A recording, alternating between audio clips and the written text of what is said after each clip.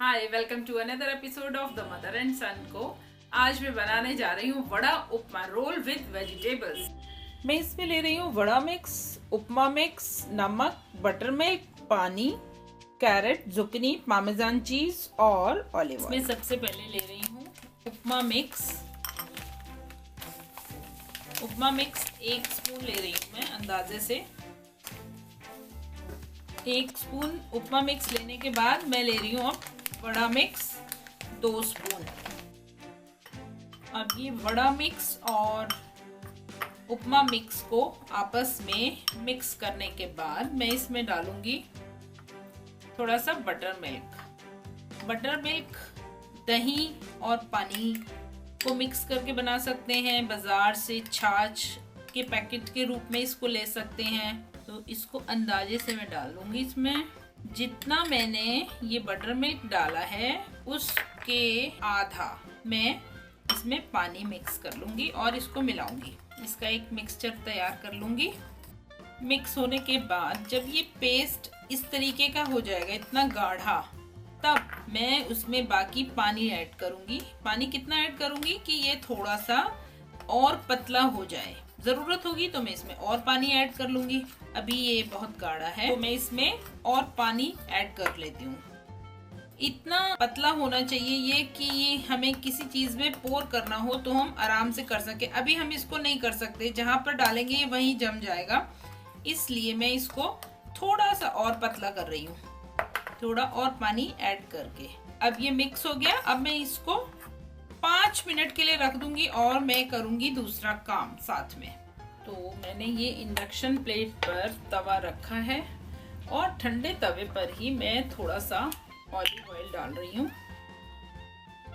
पूरे तवे पर। और अब जो मैंने ये मिक्स तैयार किया था इसको मैं एक बार फिर से मिक्स कर रही हूँ अच्छी तरह से। कोई भी लम्स नहीं है इसमें और इसकी कंसिस्टेंसी ये चाहिए हमें कि ये पोर हम जब करें तो ये नीचे से फैलता चला जाए, एक जगह इकट्ठा ना होकर गिर जाए। ठीक है, अब अगला स्टेप करते हैं। इसको आधा तवे पर इधर और आधा तवे पर इधर डालकर फैला देते हैं। जैसी ये शेप ले रहा है बस उसको बहुत ज्यादा छूने की जरूरत नहीं है, थोड़ा सा फैला देना है ताकि ये बहुत मोटा ना बने। इसी तरह से दूसरे को फैला देते हैं। दोनों को बराबर मैंने फैला दिया इसको। और अब मैं इसकी इंडक्शन प्लेट ऑन कर देती हूँ और हीट में काफ़ी तेज़ रख रही हूँ अभी, क्योंकि तवा बिल्कुल ठंडा था। तवा ठंडा मुझे इसलिए लेना पड़ा है कि ये मिक्सचर अगर मैं गरम तवे पर डालूंगी तो इसमें चावल होते हैं, इसलिए ये एकदम तवे पर चिपक जाएगा। इसलिए मैंने इसे ठंडे तवे पर डाला है। और अब मैं साथ में जो ये पोर्शन बीच में खाली रह गया है वहाँ पर ये कैरेट डाल रही हूँ पकने के लिए।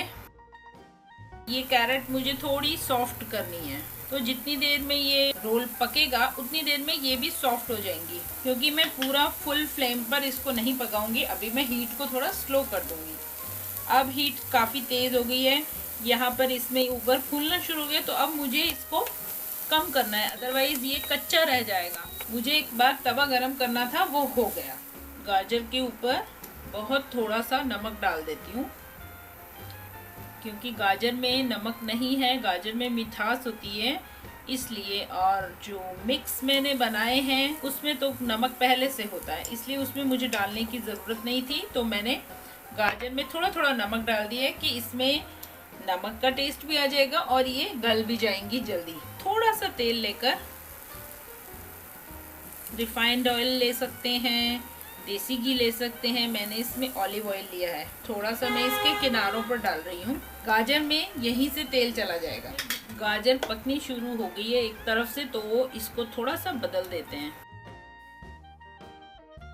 चाहे तो ये काम अलग से भी करके रख सकते हैं, लेकिन इसमें स्पेस बीच में था तो मैंने इसी को यूज कर लिया। अब जरा देखते हैं इसको भी। यस, इसने तवे को छोड़ना शुरू कर दिया। इसका मतलब ये थोड़ा थोड़ा पकना शुरू हो गया, लेकिन अभी पूरा नहीं पका है। मैं एक बार इसकी डायरेक्शन थोड़ा चेंज कर देती हूँ। इसने भी तवे को छोड़ दिया, इसका मतलब ये भी कॉर्नर पर से पूरा पक गया है। क्योंकि हाथ से डाला है तो ये इवन नहीं डला है, तो कहीं पक गया कहीं नहीं पका है।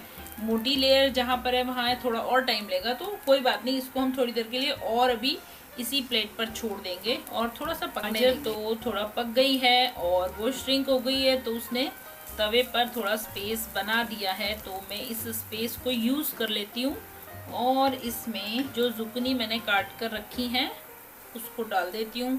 वो भी इसमें साथ साथ ही पक जाएंगी। जुकनी को पकने में तो वैसे भी बहुत ही कम टाइम लगता है, तो मैं इसी पर डाल देती हूँ। और गाजर में भी इसका मॉइस्चर जाएगा, तो जो गाजर ज़्यादा सूख रही थी वो फिर से जो है इसके मॉइस्चर से और पकने लगेंगी। क्योंकि सूखी सब्जियों को ज़्यादातर हम कवर करके पकाते हैं, यहाँ मैंने गाजर को खुले में पकाया है तो उसका मॉइस्चर जल्दी सूख गया है और वो पकी नहीं है। तो अब जुकनी का पानी उसमें जाकर उसको फिर से पका देगा।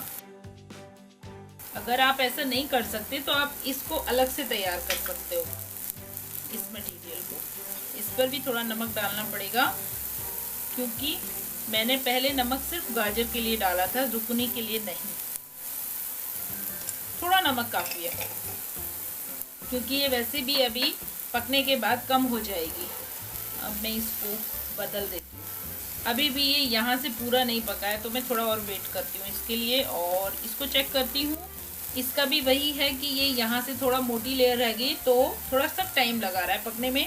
और वैसे भी अगर तवा हमारा छोटा होगा तो ये चीज़ें जल्दी पक जाएंगी। मेरा तवा काफ़ी बड़ा है, तो इसलिए ये जो कॉर्नर है वहाँ तक हीट उतनी नहीं पहुँच रही है। तो ठीक है, थोड़ा सा वेट करते हैं। वड़ा मिक्स और उपमा मिक्स, इसको हमें थोड़ा स्लो हीट पर ही पकाना होता है। अगर हम तेज़ हीट पर पकाएंगे तो इसकी बाहर की लेयर तो पक जाएगी, लेकिन अंदर से ये कच्चा रह जाएगा, जो कि खाते हुए बहुत ही ज़्यादा बुरा महसूस होगा। और मैं अब साथ साथ इनको भी बदल लेती हूँ थोड़ा थोड़ा आपस में, ताकि ऊपर का पोर्शन नीचे हो जाए और ये इवनली पक जाए। जुकनी एकदम सॉफ्ट हो गई है, उसने अपना थोड़ा थोड़ा पानी छोड़ना शुरू कर दिया है और गाजर के साथ ये पक रही है और कलर बहुत खूबसूरत लग रहा है। तकरीबन हमारे नेशनल फ्लैग का कलर आ गया है। अब मैं इसकी हीट को थोड़ा तेज कर देती हूँ। हीट आप जब कुकिंग करते हैं तो आपको अपने आप आइडिया लेना चाहिए कि मुझे अभी हीट कम रखनी है, ज़्यादा रखनी है। क्योंकि जैसे मैं इंडक्शन प्लेट पर काम कर रही हूँ, कोई लोग LPG गैस पर काम करते हैं, हीटर पर काम करते हैं, तो उसके अकॉर्डिंग आप चेंज कर सकते हो। मुझे तवे की डायरेक्शन बार बार चेंज करना अच्छा लगता है, क्योंकि एक तरफ से अगर चीज़ पक गई है और दूसरी तरफ हीट कम जा रही है उसके मोटा पतला होने से, तो जब हम तवे की डायरेक्शन चेंज कर देते हैं तो वो हीट इवनली स्प्रेड हो जाती है सब जगह। अब मुझे लगता है कि ये इसको बदलने का टाइम आ गया है, क्योंकि ये यहाँ से काफ़ी अच्छा गोल्डन ब्राउन हो रहा है। तो ठीक है, इसको चेंज कर देते हैं, ऊपर का नीचे, नीचे का ऊपर।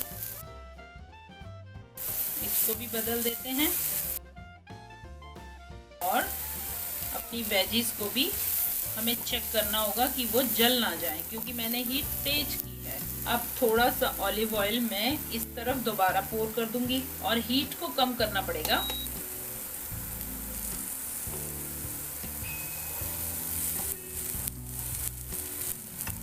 एक स्पून तकरीबन मैंने पहले यूज़ किया है और 1 स्पून ऑलिव ऑयल अब यूज़ किया है।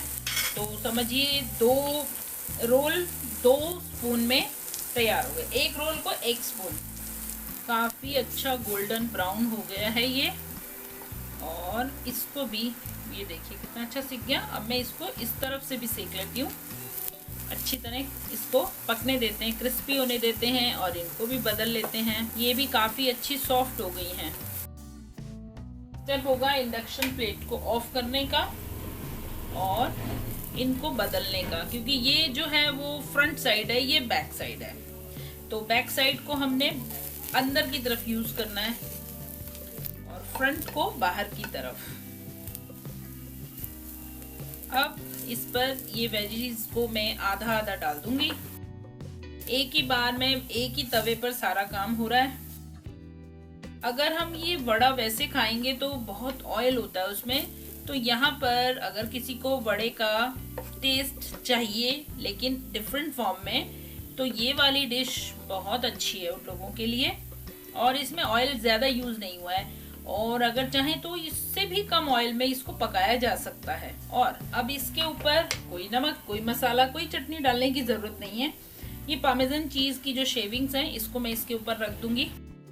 चाहे तो इसको कद्दूकस भी कर सकते हैं और अपनी मर्जी है जितना ज्यादा डालना है या कम डालना है। और अब मैं इसको रोल कर दूंगी। रोल ज्यादा छोटा नहीं होगा, थोड़ा बड़ा बड़ा रोल बनेगा इसका, अदरवाइज ये क्रैक हो जाएगा। जो अंदर पार्मेजान चीज है वो अभी थोड़ा सा मेल्ट होगा और इसको चिपका भी देगा आपस में। इसी तरह से इसको भी रोल कर लेते हैं। जितना ये रोल होगा उतना, जरूरी नहीं है कि ये सब एक ही साइज के बनेंगे, थोड़े छोटे बड़े भी हो सकते हैं। बहुत हल्के हाथ से रोल कर सकते हैं इसको। ये हमारे दोनों रोल तैयार हो गए। अब इसको एक प्लेट में निकालते हैं। तो ये हमारे रोल मैंने प्लेट में निकाल दिए।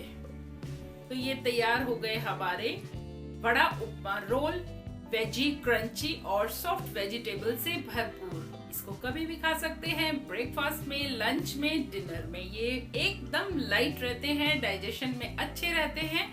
और उपमा और वड़ा का जो मिक्स है उसमें पानी और दही होने की वजह से ये बच्चे बड़े कोई भी खा सकते हैं। तो आई होप आपको ये रेसिपी पसंद आई होगी।